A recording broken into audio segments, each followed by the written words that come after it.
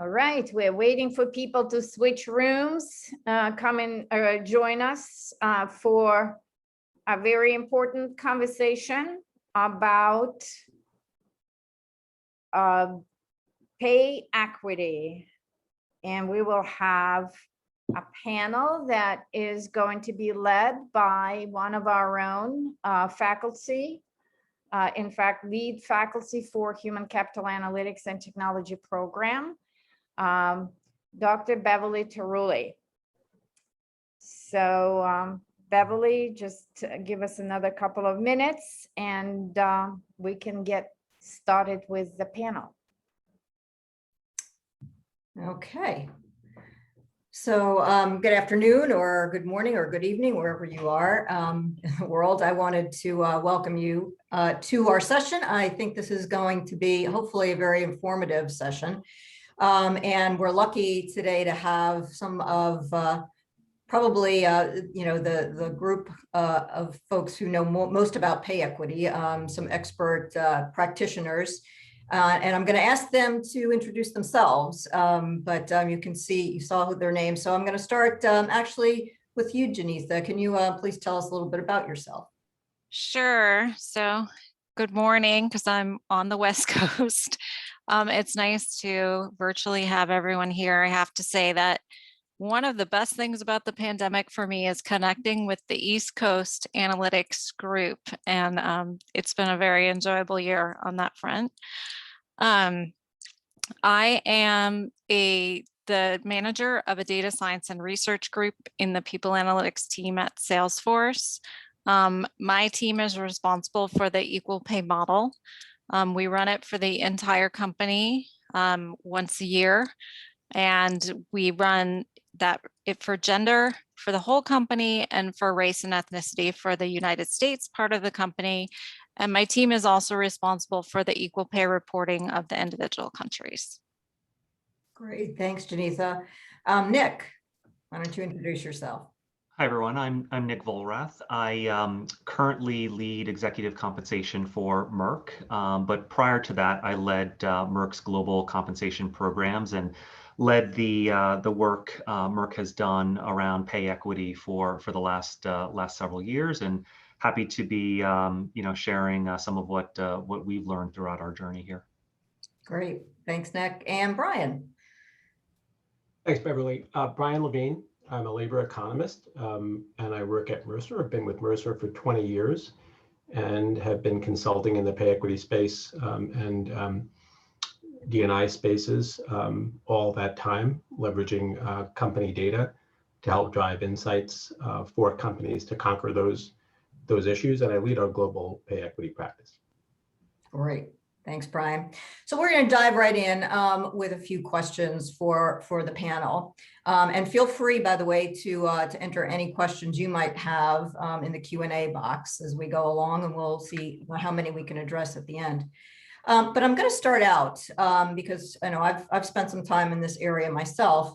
And, if you read the popular press, there's a lot written about over the last several years about gender pay equity, the gender pay gap, the wage gap, et cetera. So I wanted to clarify before we even begin the difference between pay equity and the gender pay gap, because those terms are not the same. And so, there's a lot of confusion, I think, in the general press about it. So Brian, you want to take a first shot at the difference between pay equity and the gender pay gap? Yeah, and I'd be delighted to hear from Genetha and Nick on that front as well.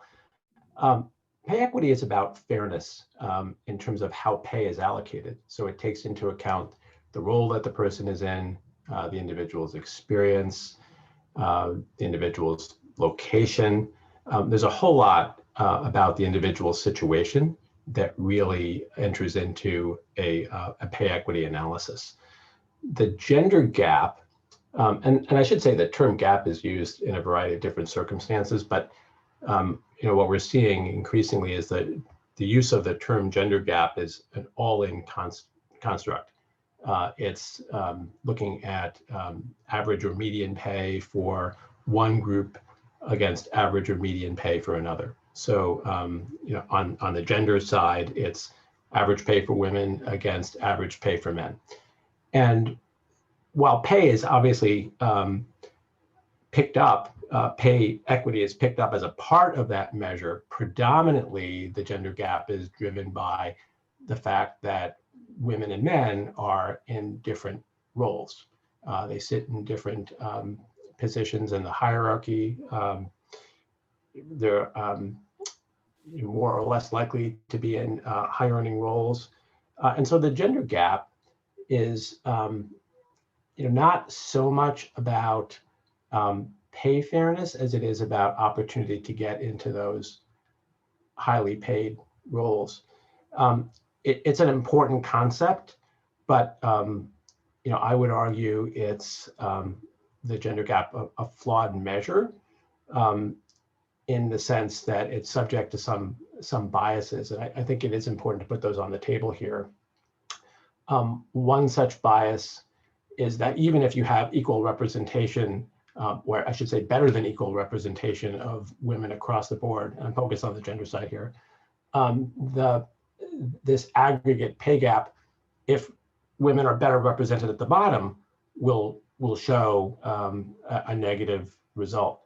And another potential issue is you have two companies that are comparable in a lot of ways, but one outsources its customer service group, or one has tech operations in India, and they're reporting globally, and those operations are heavily male.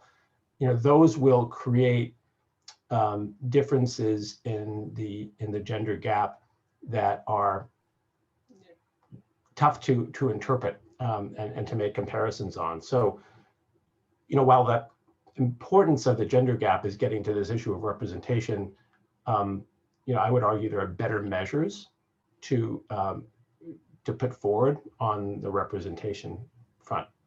Mm-hmm. Yeah, and I would, so that's kind of where we see, if you've read in the popular press, that 80-20, right? So, women are paid 80 cents on the dollar to men, and that's kind of representing that gender pay gap, right? Where you're looking at average or median pay for men versus women, right? So versus pay equity.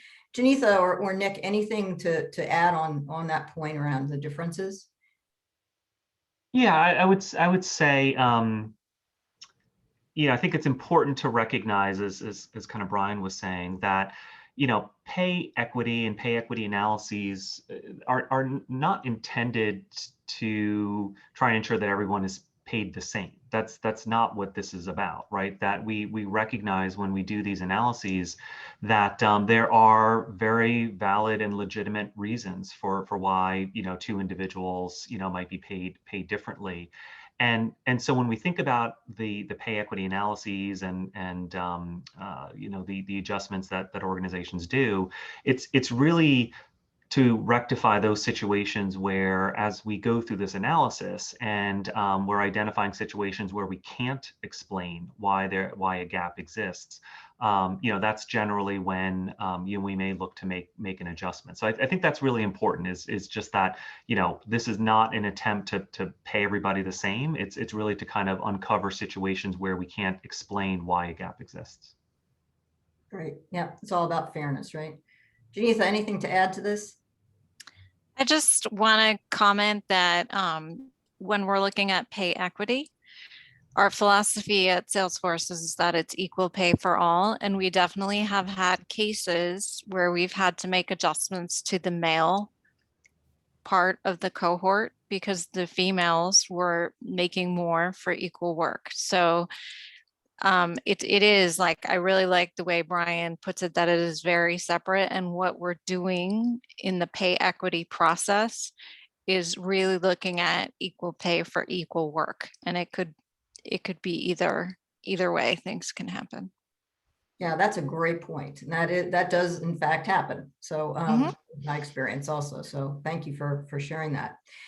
So I'm going to just ask both Nick and Genetha, just, give us a sense for how long your organization's been doing pay equity work and where does it sit, right? So we know, Nick, you're in compensation, Genetha, you're in sort of the people analytics. So we're seeing two different models here a bit, but if you could just share, Nick, on your part, how long you've been doing this work or your organization has.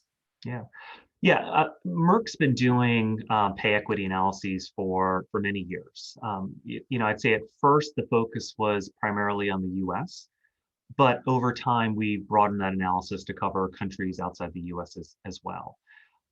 When it comes to how the work gets done, and as you mentioned, I think different organizations approach it differently.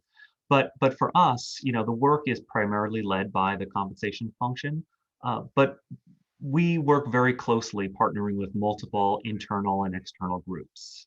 So from an internal perspective, we are partnering with internal legal counsel, we're partnering with our HR analytics group to gather all the relevant data, partnering with our global diversity and inclusion function, project management office, HR business partners who may get involved, more so when individuals may have been identified for an adjustment. And then, externally as well, we partner with, an outside law firm as well as, a labor economist who performs the actual analysis. So although it's led by compensation, we do work closely with, many internal and external parties. Great, thank you. And Genetha, what does your model look like? It's incredibly similar. I think equal pay cannot be done without a partnership between many teams. So it's spearheaded by the partnership that we have with Comp. But just like Nick said, we have a lot of involvement from the business partners and from legal, and we do have things reviewed by external counsel also. So there's no way it can live in just one little group. It has to be spread across all the different functions. Yeah, functions and geographies, right? So yes. If you're doing it multiple geography, so it's a huge effort. I don't know, you want to give an estimate on how much time it takes every year to do these analyses? I mean, they can be pretty big if you're doing a global organization. We're really focused in on it for about 3 months. From January through March, we really do a lot of work on it. And it's part of the way that our process at Salesforce is, because we do a process on the sales side of the house and equal pay for them. And then we do a merit increase promotion process for the corporate side of the house. And then we do the equal pay process for them. So this sort of stretches the work over, it's about 3 months, pretty intensive. Yeah, I'd say for us, it's not as intensive, but it's over a longer period of time. So we're probably over like a 6-month period from start to finish. Great. So let's dive into, for those folks who might not have done this before, who might be in the audience, maybe Brian, you can start out, just kind of describe at a high level what the steps are. Like, how do you go through it? How do you even get started? Yeah, and basically there are 3 steps. 3 months is kind of the minimum amount of time, generally speaking, to get through these steps. So what Genetha and Nick put forward is probably a typical timeline, and the steps kind of fit into it. Think about it as a month per step. The first is pulling together the right data. So you need compensation data, base pay and total compensation generally would be looked at. You want to look at base pay because it's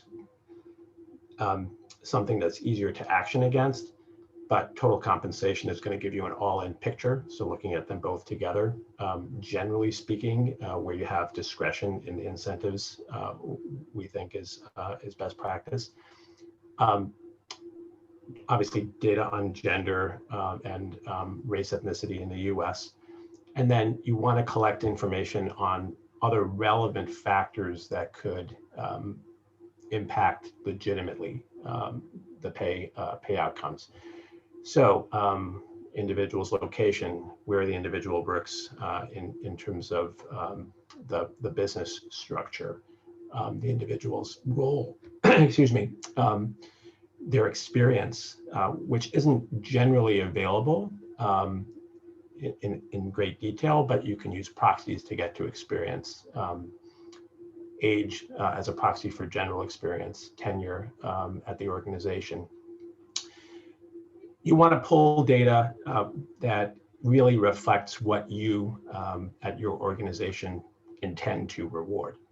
And then that information flows into a second step, which is statistical modeling. So from pay equity perspective, regression analysis is the standard. And what you're looking to do is explain differences in pay from the legitimate factors collected. And that's important to really thoroughly validate with the different teams that Nick and Genetha mentioned. So you want to ensure that legal is comfortable with the factors accounted for. You want to make sure that compensation has a good opportunity to review those models and sees the impact of tenure on pay if you're controlling for performance. And that's, by the way, a very interesting conversation to have, whether you control for performance. But to what extent does performance drive pay outcomes? Does it mesh with the reality? And when those models are settled, and by the way, there's another decision that goes into the modeling, which is how do you break up the population for modeling? You don't generally have one model that covers the whole enterprise, because your sales employees will be paid on a different basis than your tech employees, and they're paid on a different basis relative to those who support the business, perhaps on the back office side. When those models are complete and everyone has essentially signed off on those models, the third phase is really understanding the issues. And there it's what is the difference between women and men, people of color against whites, and to the degree that we see differences at the organization level and in pockets, that's where you also will consider potential actions behind. And part of that is statistical analysis. Let's see who seems to be out of alignment. And part of it is a deeper dive by your HR business partners and others. Are the people that are being picked up by the statistical analysis really out of alignment with norms? Because sometimes there are good reasons for why people are paid the way they're paid that are just not captured in the hard data. Great. Yeah, and those factors that you mentioned that you would be collecting information on beyond, gender and race, et cetera, would be those things I'm presuming, and I'll have Nick and Genetha talk about this, that you would consider to be sort of those things that you should be paying for based on your compensation philosophies and that sort of thing. Is that how you would describe it, Nick? Yeah, no, absolutely. I think, when it comes to data, you really need to kind of understand what are those potential drivers of pay, and I think, and again, it varies by organization. For example, like if you're in the, aerospace or defense industry, well, maybe, security level clearances has an impact on pay, right? Do you have that data stored somewhere? Are you able to access it to be able to provide it? Are you allowed to? Like, do you have to go through, do you have like a data privacy group within your organization that you need to get some of this information, cleared before kind of providing it to an external party to include in the analysis? So it is interesting. I think when you first go through the analysis, so if you're doing this for the first time, you're not going to know necessarily what are all the true drivers of pay within your organization. Some of that will, come out as if you're working with an external, labor economist, some of that will get teased out in those discussions and in those analyses. But, it is extremely helpful to kind of understand, not only maybe some of the pure data that might drive pay, but also things like, what impact maybe does your talent management strategy have on pay? So for example, do you have a strategy as you're moving people from one part of the organization to another, maybe to taking lateral moves into jobs that they don't have as much experience in?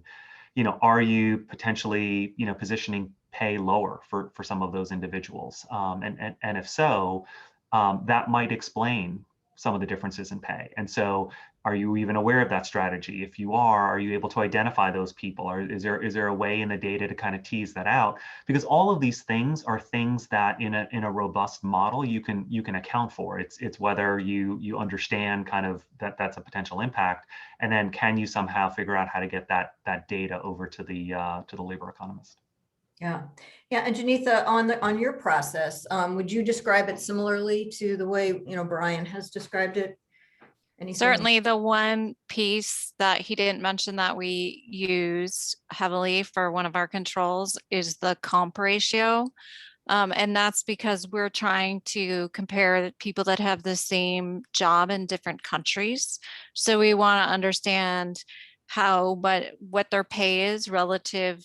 That's a way that we can understand what their pay is relative to how that job is paid in their area. So you can think of certain jobs like an engineer in San Francisco probably gets a higher than one comp ratio because it's so competitive, whereas an engineer in another part of the United States might have a lower comp ratio because that's what the market is there. So that's the way we bring in the economy and ideas into our process. The other thing that I want to point out is I think that Nick and I look at our process differently. So our process is a little bit forward looking.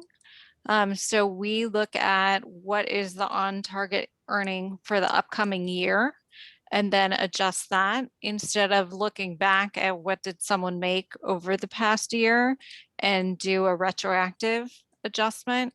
And so there's two ways you can go about that, and that helps make up for some of these things that can happen when people are working on commission.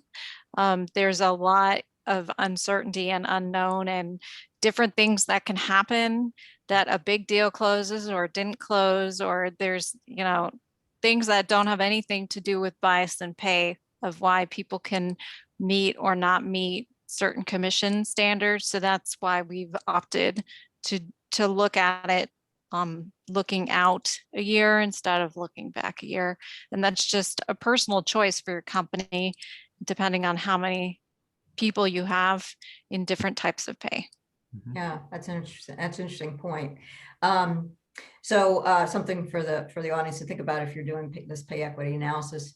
So I'm going to sort of shift a little bit, since this conference is all about data and technology, right? And it should be obvious that the data is a big part of pay equity. But how would you describe the challenges and opportunities of data and technology in the process? So Genetha, you want to start? Sure. So I think one of the big challenges is that we operate in over 30 countries, and every country has its own data privacy rules. So we have to be really careful about what data we collect where and how it's stored according to these rules. It's people's personal information, and in some cases, it's the most personal information that you have about yourself. And so we definitely have a standard for that. And our employees trust that we protect that information, but we still have to follow different legal obligations that we have in different countries. So that's certainly a challenge that we have to deal with, and hence the reason for so many different legal pieces being involved, like internal counsel and external counsel. The other piece is, for me personally, I work at a company that's growing and changing so quickly. I mean, even during COVID, we hired 10,000 people. So there's often some issues with the human resources system and getting things updated or looking at changes. So it's definitely an example of a problem where the cleaning of the data takes the time. When you get to the point that Brian said, the step 2 of actually doing the analysis, that's the quick, easy, fun part. That first step of collecting and cleaning is like really the taxing, slogging through, cleaning up, making sure that you get everything right. That's certainly the challenging piece of it for us. Yeah, well, and it's kind of, obviously, this is an example of where getting the data right is critical, right? We can do a lot of things in analytics that, it's like, okay, it's good enough, but this has got to be just right. Exactly. Yeah. Nick, what about you? What's your experience in the data and technology area? Yeah, no, and I would echo everything that Genetha had said, and even if you're a part of an organization that has operations outside the U.S. and you're looking to do this analysis there are also so many other factors that need to be thought through, right? If you're doing this in Europe and working through works councils and getting all of their approval and the data, and you know, we've done a lot of work to make sure that as we look at the security of our own employee data, that, you know, we anonymize the data so that, you know, any third party can't tie anything back to any individual employees. We have kind of keys on our own side to kind of understand how things, you know, kind of map back. But, you know, I would say I mean, I think, you know, again, the data is absolutely critical. And you know, understanding what is also relevant in the data that you have in different markets around the world is very important. You know, there might be situations, for example, in certain parts of the world where, you know, maybe you have certain jobs, you know, that are kind of clustered together in a certain job family or what have you. But in reality, you know, you have local titles for these jobs, and maybe you're targeting a different portion of the salary range for, you know, for those jobs. You know, you might need to kind of work with those, you know, local specialists, whether in Comp and Ben or HR or whatever, to kind of supplement the data that might exist in the HR system with other data that might be stored, you know, locally. And so kind of understanding all of that, getting that data together, making sure that the labor economist understands how to pull that data and then figure out a way how we can do this in a more automated future in future years will be really important. You know, because I think, again, I think as we've said, like there is no one size fits all approach to pay equity. And as Genetha had mentioned, you know, in terms of how they do the analysis versus how Merck might do the analysis versus another company might do the analysis, right? It all varies based on kind of maybe what's applicable to your industry, what might be applicable to your own individual you know, company about what's going to be critical and so forth. You know, I'd say in terms of, you know, kind of an opportunity, you know, the more that you're able to access information in a centralized way. So again, if you need to do kind of cleanup, you know, from an HR systems perspective, and you can kind of build in processes to make this effort less taxing, you know, year on year, that will enable you to kind of pull this information, you know, in less time and kind of just create an overall quicker turnaround for the analysis itself. So the data side is absolutely critical. Yeah. Centralized data is the first step, right? And then the getting it and keeping it up to date is the next. So Brian, I'm gonna go to you. So you work with lots of different companies and have over the years. What kinds of consistent findings do you see? Do you see anything that's kind of, you know, even if you look at just the US, do you see certain trends? Yeah, so if you look at companies that have disclosed on pay equity, and that's an increasingly large number of companies, you'll see generally that companies are at 1% once they account for relevant factors or better. Some are representing that they've achieved equity. Most are saying they're 1% or better. When we look across companies that we do work for, and that includes companies that are just getting started, the range that we see on gaps, again, after we account for relevant factors specific in each company to what's appropriate, we see gaps that are in the 1.5% to 3% range. I should say 1% to 3% once we include those that are disclosing. On the gender side, a bit lower when we look to race, ethnicity in the 1% to 2% zone. And you know, the other thing I would say, you know, as we look at those companies each year, because a lot of these companies are repeat companies, another regularity is that these gaps, even when it's met, they pop up again. They don't necessarily get back to where they were, but there are pressures in the system that lead to gaps arising anew. And you know, you can look to address those through practice changes, you know, some informed by analytics and some, you know, just quite common sense type changes. Standards in terms of how you bring people in, coming in from the outside, for example. But there's pressure, and the pressure is there because managers look to potentially undo equity adjustments that are coming through the process, kind of returning things to norm. There's pressure just because in every cycle there's discretion. We all have discretion at our companies. That's by design. And where there's discretion, there's opportunity for gaps to arise. So we do see that there's a bit of a rollback year on year with regard to these gaps.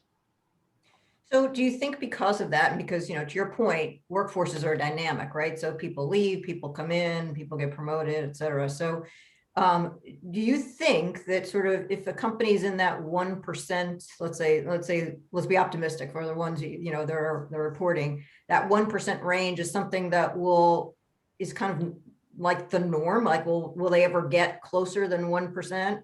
Do you think, or is that sort of just, and is that good enough? I mean, one of the things that's always curious is what does like, when do you know you're at pay equity?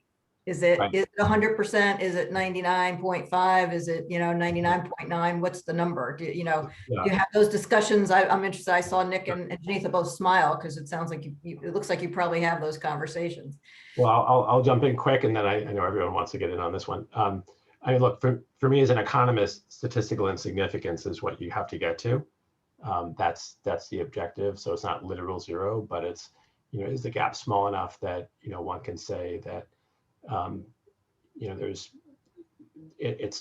it's not, or it could be driven by chance. I do have concerns when companies start worrying about the decimals, right? So they're under 1 and they report 0.9, and then they really feel the pressure to be at 0.8 in the next cycle, or 0.7. What I think we see is that, the standard at 1% has emerged because of a discomfort with being in that zone. We're focused on it. We're looking to ensure that it's minimized. We don't have, nobody has all of the data that can potentially explain a difference. So on the gender front, for example, we know that women spend less time over their life cycle in the workforce generally than do men.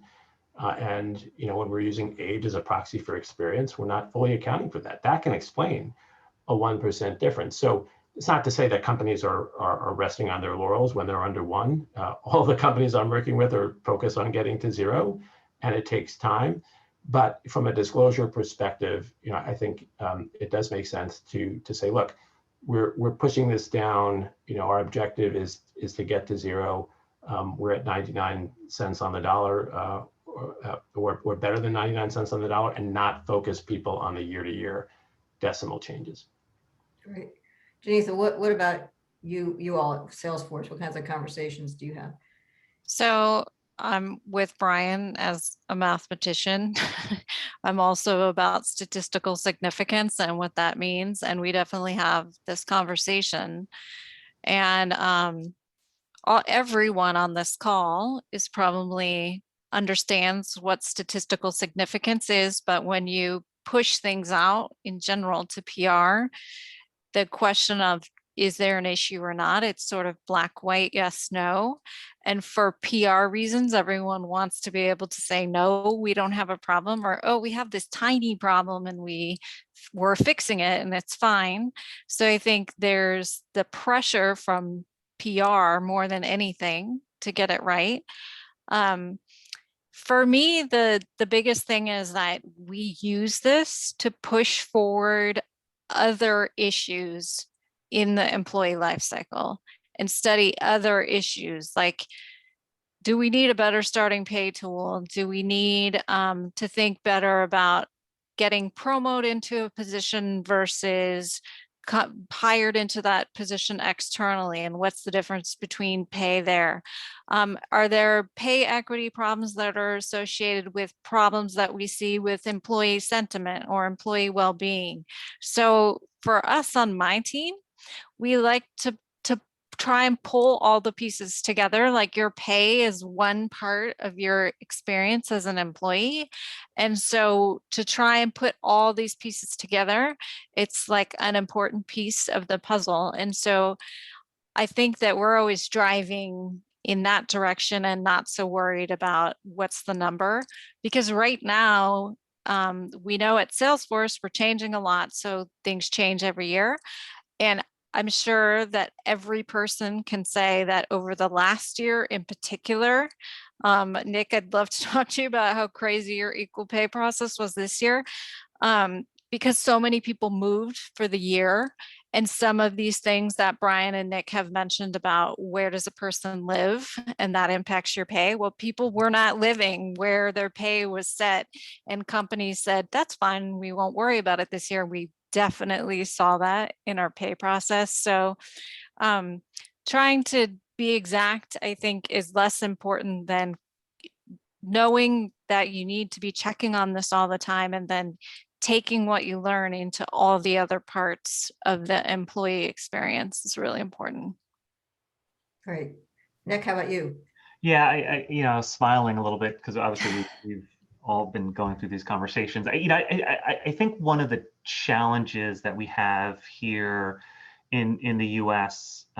Is that currently there is no consistent definition, right, of kind of the pay gap or consistent way to measure companies against each other, right? And so I think that's one of the challenges that companies have in terms of disclosing some of their results, because not everyone is maybe disclosing, or maybe they calculate it in a different way. And so I think until we get to that point, potentially at some point in the future, companies may continue to be hesitant to kind of disclose their gap, or make sure that they're trying to compare apples to apples with other companies.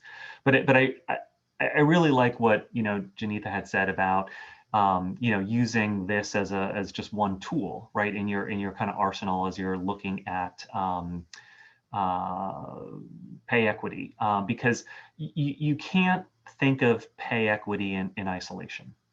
You can't assume that just because I did this analysis this year and we rectified whatever, that we're done, right? There's always changes in the organization. There's movement in the organization. There's people getting promoted. There's a lot of stuff happening in the organization. There's also a need to kind of, if you want to tackle this in as most effective a way, there is a need to kind of take a more holistic view of all of this, and really start to understand, what potentially might be some of the root, causes, as Genetha mentioned, like, do we need a new, kind of starting salary modeler? Like, do we have to look at our policies, right?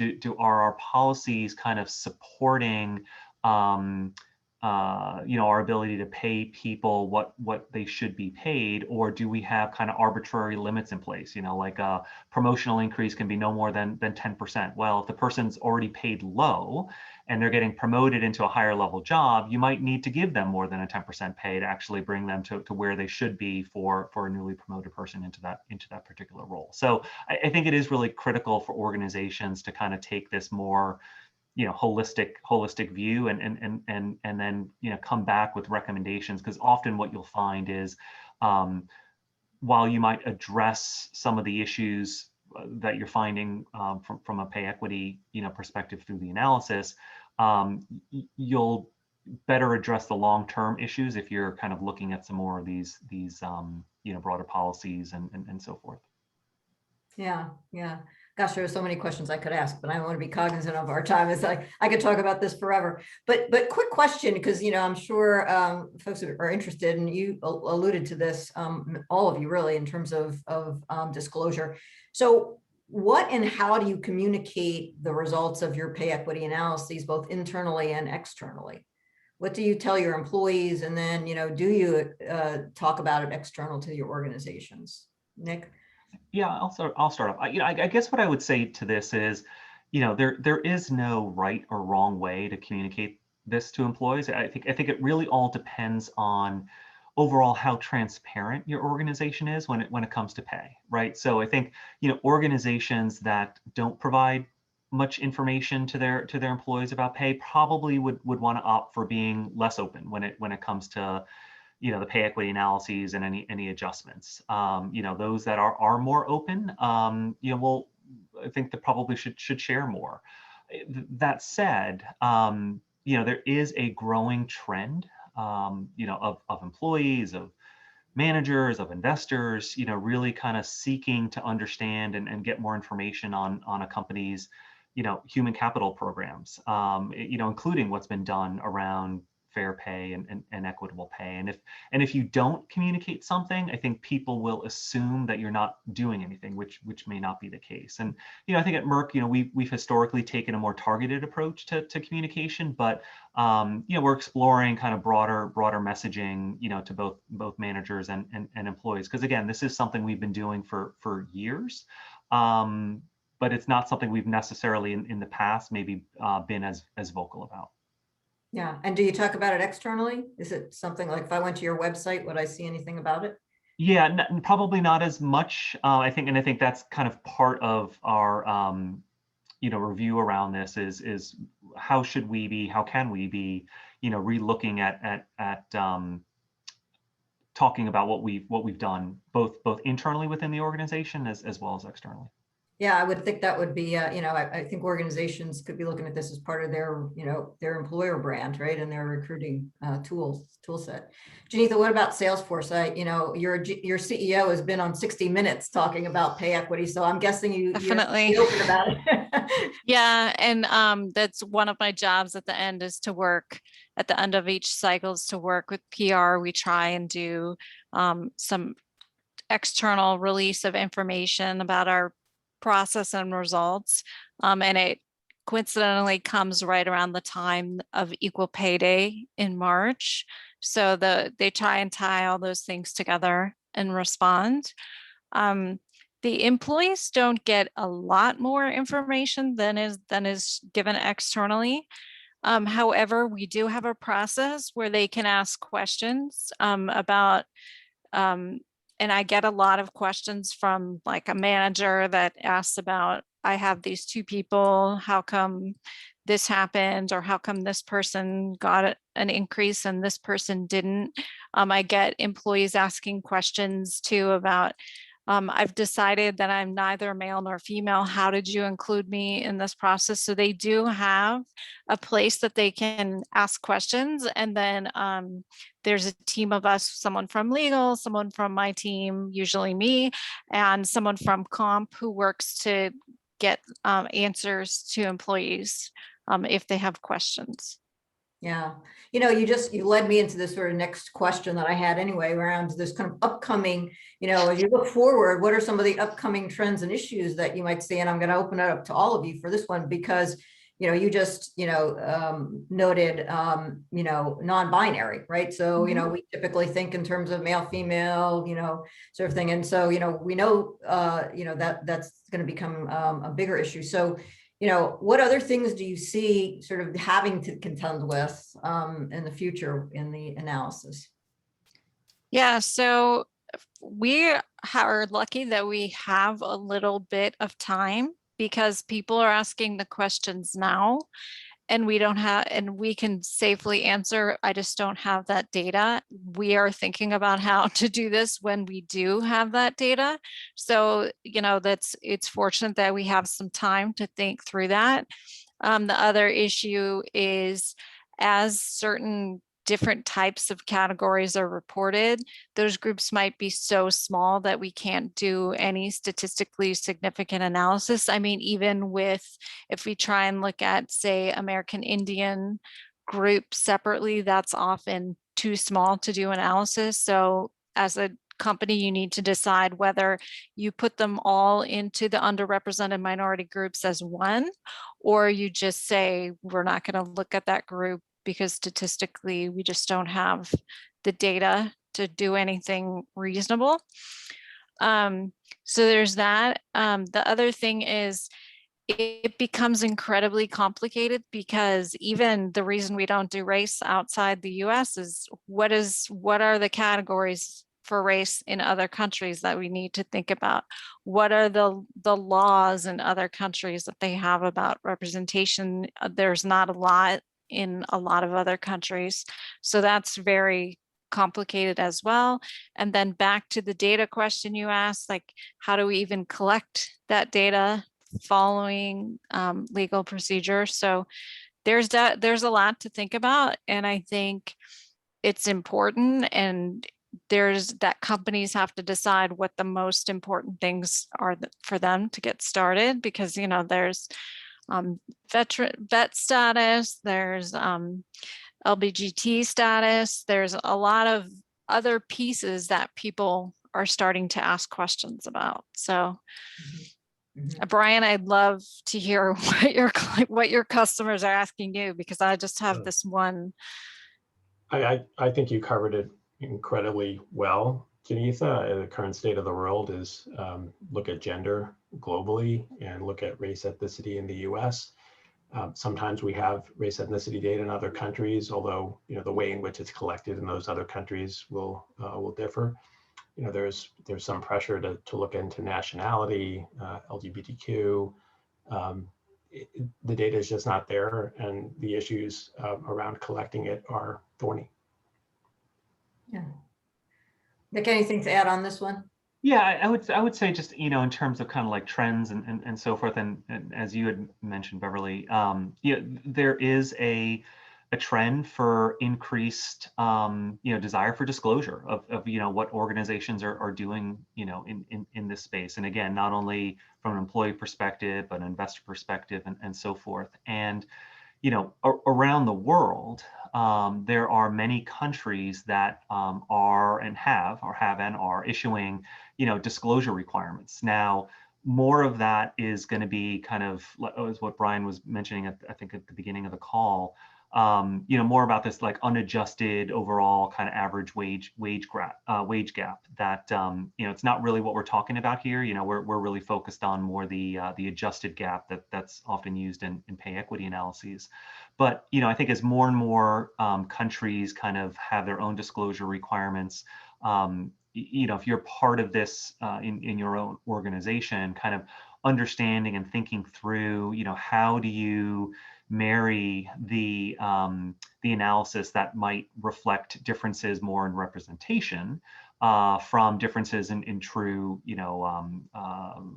fair pay, and I think when it comes to the U.S., I think it's probably only a matter of time before maybe the U.S. kind of goes down this path of wanting to disclose more information around this topic. So I think we could see more activity down the road, which will require companies to start to think about disclosing this in a more complete way. Yeah, well, we know the SEC is sort of like weekly required some companies to start disclosing, although they have been pretty pretty nondescript in terms of what they're requiring, but it could go further. So in interest of time, because I want to get to a few of the audience questions, but kind of lightning round. So if you had your wish list on like how technology would improve your lives in this area, what would it be? What would you say? One thing. I'd say for us, probably being able to kind of do the calculations in a shorter amount of time, and maybe even doing it, a couple times a year or something like that. That could probably be helpful. Great, Genetha. Anything that keeps the data clean, because doing the calculation itself takes almost no time. It's getting that pristine data set. So anything that helps me keep that set pristine is going to help me. Okay. So for all the vendors out there, we can get on it, right? So you got two customers right there. So Anna, any questions that we want to ask the panel? Yes, absolutely. That was very, very helpful. I start with the last question actually from Sita. She's asking, as an employee, how do I advocate for my employer to be more transparent with this type of data? And you all mentioned transparency. So is there anything that an employee can do in advocating for more transparency? Yeah, I'd say probably the best place to start is to talk with their HR business partner or someone in HR about trying to get a better understanding for what the organization is doing. I would probably say, and more likely than not, they are doing work in this space. It's just they're not necessarily being as transparent in terms of the communication. Yeah, absolutely. I would agree with this. I think the information is being disclosed at certain levels, but may not be trickling down all the way to every employee in the company. So there might be a place to look. So HR will be the first place to check with. The other place that I think is if your company, which more and more companies do, have resource group that you should work with your ERG and make a request as ERG for information. Like I've given presentations to group like that so they could better understand our process. The head of HR has come to us and said, oh, I have this group asking me this question. Can you handle it? I mean, it's a place where you can go that then it's just not you asking, it's sort of this built-in group that's looking out for the company. Yeah. Yeah, and I'd say too, the other thing too, I think some companies also disclose some of this information of what they're doing in maybe like an ESG or corporate responsibility report. So, and those are publicly filed as well. Yeah, excellent. Gina Wittenberg is asking how you address Lilly Ledbetter Act and what it pertains to the context of pay equity and gender gap. Brian? I'll try responding to this one. I think that the Lilly Ledbetter Fair Pay Act just created more of an impetus for companies to really be focused on this issue. We're talking about the early days of Obama when that legislation was passed. I think it was the first act that he signed, in fact. And what it did is it extended the statute of limitations for bringing suit. That was really the fundamental implication of it. And it just meant, look, there are so many more employees that could potentially bring suit. You should look at this. But honestly, I think the imperative for companies, sure, no one wants to be sued, but companies aren't focused on this because they're concerned about the lawsuits. They're focused on it because they're trying to ensure that they're doing the right thing, that they're paying people fairly, that they have access to the right talent. Thank you, Brian. One more question. When you generate a model for pay equity, for instance, for your back office teams, how many variables go into it? So I think that gets to what Brian was speaking about with the 3 steps, and Nick also brought this up too. I think it's going to be different for every company. Like if you think of, I think you need to work with your comp team to understand how comp is decided. Are there, like, do you need to have age or experience, age as a proxy for experience, and experience, like, does that come into your pay model? Do you have a lot of locations? Do you pay differently even within one country like the United States? So do you need that variable?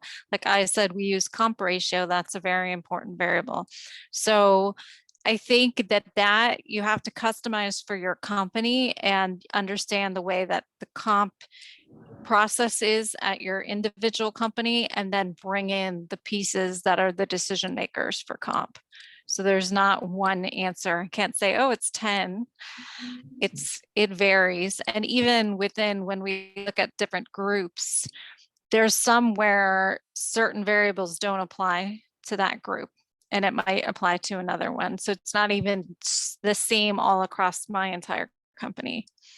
And it's a balance. I was going to say that same thing, right? As you take a look at, just take education, for example, having in an advanced degree or PhD or something might actually be a driver of pay in engineering or some sort of technical function. But in a back office type operation, if you have a master's degree, it might not mean anything from a pay equity perspective. Yeah, you want to make sure that the models aren't overly saturated. Also, you can over control, and as you do so, you'll see strange findings. So you want to review the models, make sure that you have a good balance between the sample size and the number of variables that you're accounting for. That's excellent. I think it does show that pay equity is an art form more than just straightforward science, right? Although science is pretty creative as well. Thank you very much, Beverly. Thank you for convening the panel, Nick, Genetha, Brian. This was absolutely educational, enlightening for us. And we're going to take a brief break and transition to our next session on inclusive analytics. Thank you very much, and we'll see you in a few minutes. Thank you. Thank you. Thank you.